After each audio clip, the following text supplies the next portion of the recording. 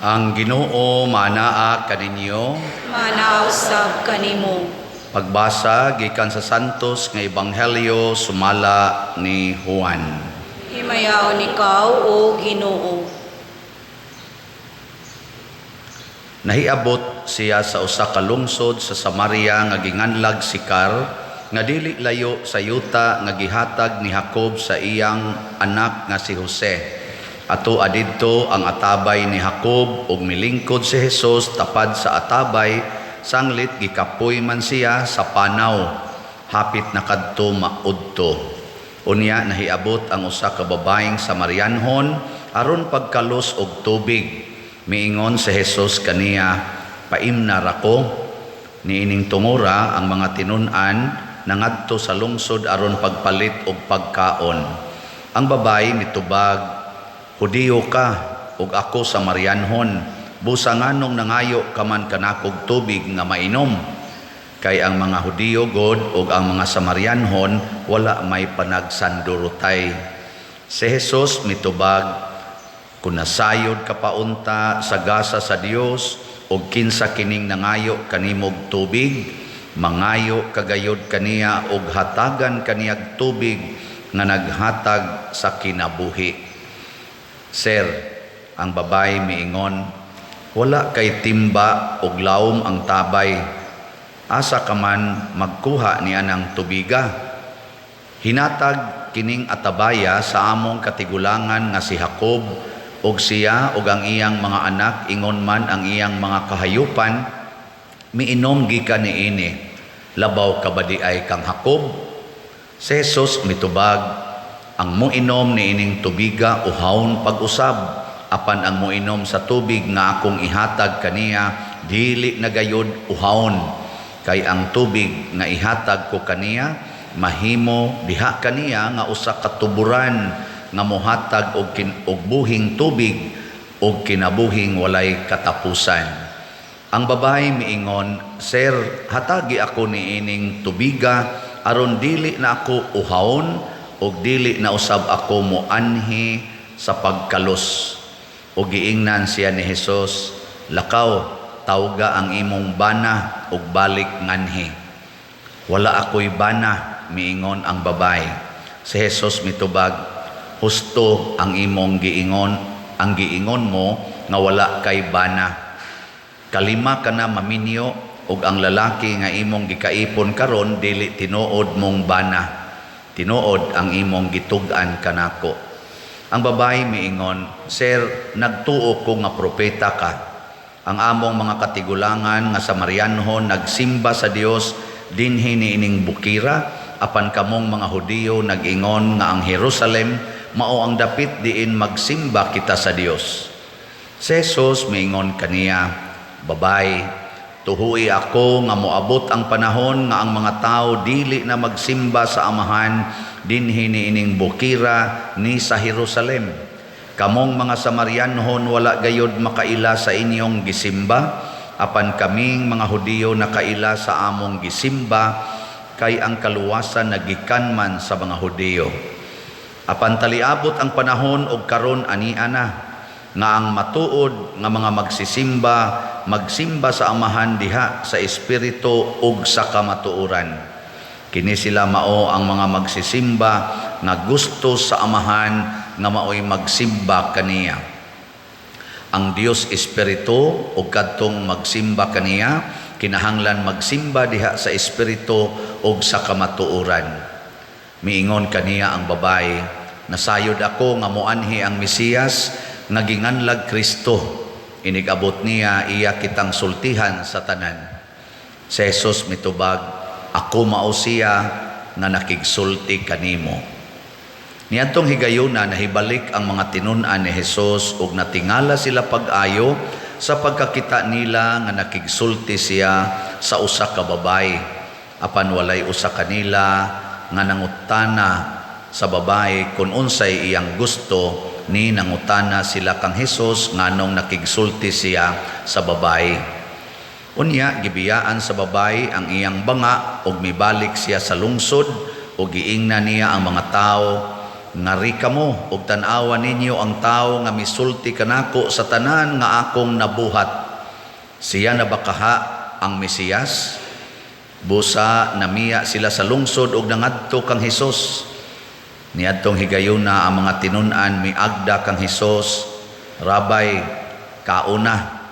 Apan siya mitubag, may pagkaon ako nga wala ninyo hisayri. Busa ang mga tinun-an nagpangutan-anay, may nagdala ba kaha kaniyag pagkaon? Si Jesus miingon kanila, ang akong pagkaon mao ang pagtuman sa kabubuton sa nagpadala kanako ug sa pagtuman sa kabubuton o buluhaton nga iyang gipabuhat kanako.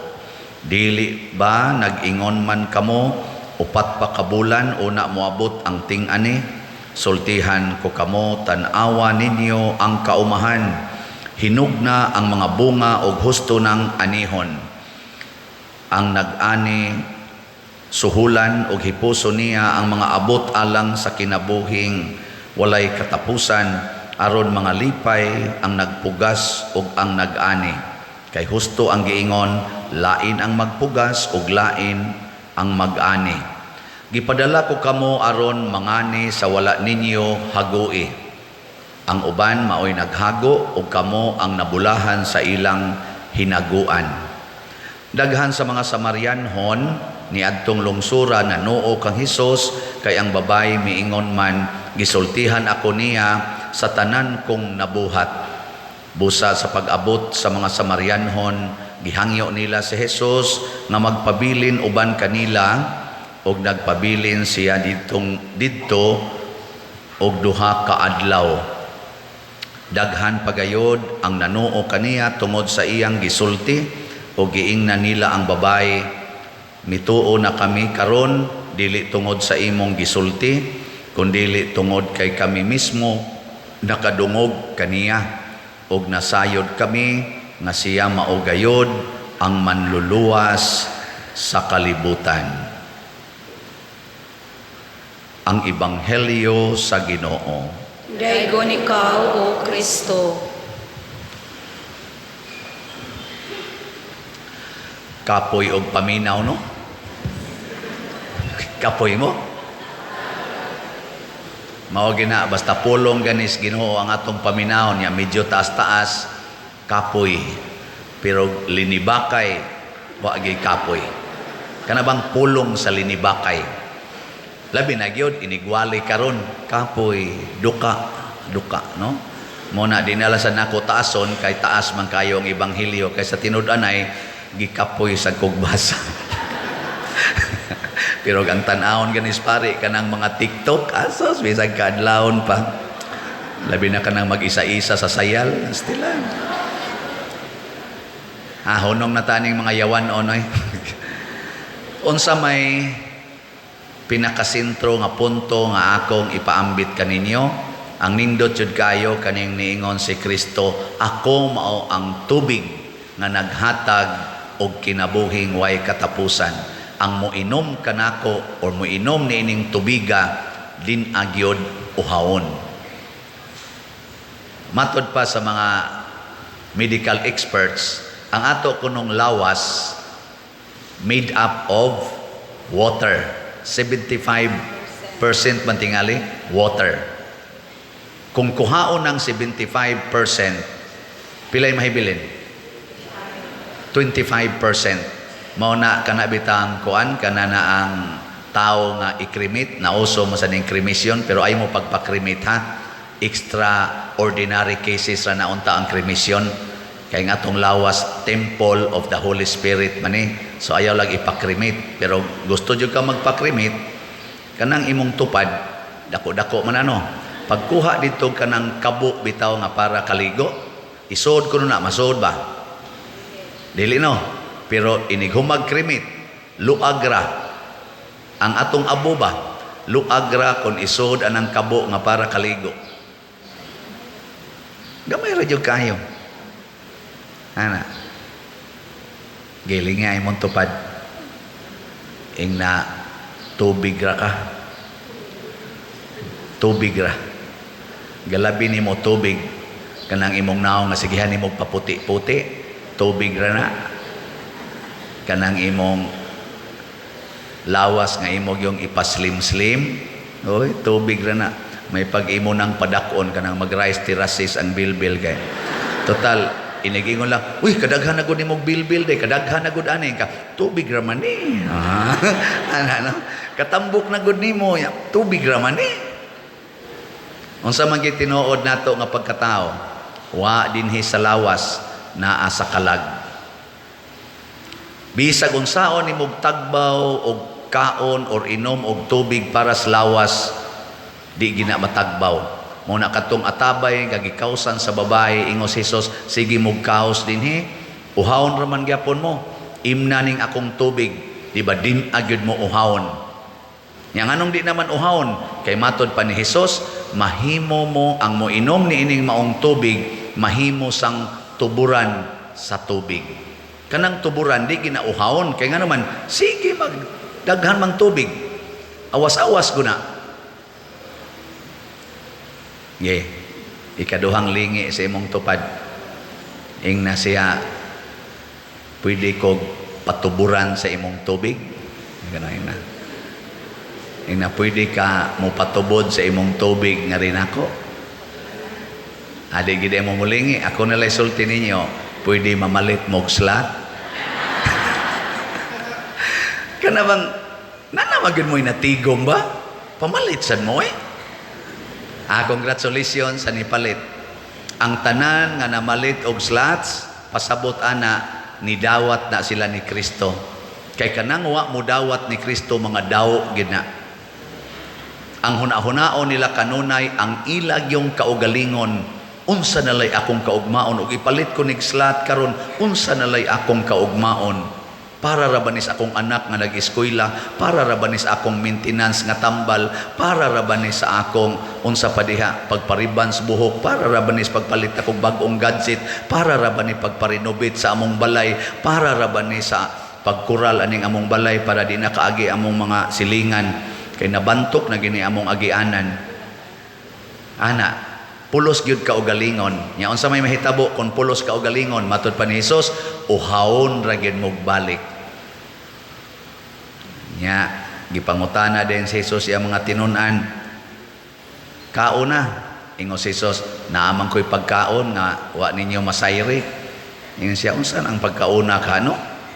Gisulti din ni Hesus, ang pagkaon apil na sad ang ilimnon nga akong gikaon, mao ang pagtuman sa kabubuton sa akong amahan o pagbuhat sa iyang mga buluhaton. Muna, baliko nako kanang tao nga magsigig sunod sa Ginoo sama anang pagtabang sa mga nanginahanglan. Unsa may mahitabo nila? Pirmi ginang kontento sa ilang kinabuhi. Kana bang maka-feel na sila wala ka nang hahanapin pa. Kinsa ninyo dinhi ang kana yung murag kontento gyud kaayos iyang kaugalingon, taas ang kamot.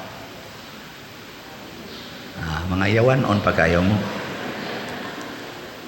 Kinsa dinhing banaha nga kontento gyud sa iyang asawa, taas ang kamot. Oh, very good. Sa ato pa kamong niisas kamot, wa gyud mo kasuway nga nasuko mo sa inyong asawa. Wa gyud mo kasuway nga nakayaw-yaw mo, nakapangluod mo. Very good.